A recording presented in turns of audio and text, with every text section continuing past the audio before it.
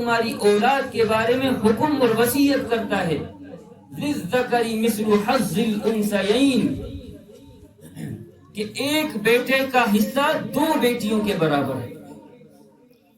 اور پھر بالخصوص وہ لوگ کہ جو عورتوں اور یتیم لڑکیوں کے مال ظلماً اور ناحق کھاتے ہیں، قرآن کریم نے ان کے بارے میں سخت وعید بیان فرمایا انما یأکلون فی بطونہم نارا کہ ایسے لوگ اپنے پیٹ میں آگ بھر رہے ہیں، ایسے لوگ اپنے پیٹ میں آگ بھر رہے ہیں.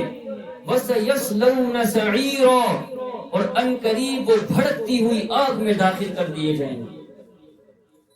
کہ اللہ تعالیٰ کی اس حکم کی خلاف ورزی کرنے کے باوجود بھی ہم جنت کے امیدوار بن سکتے ہیں.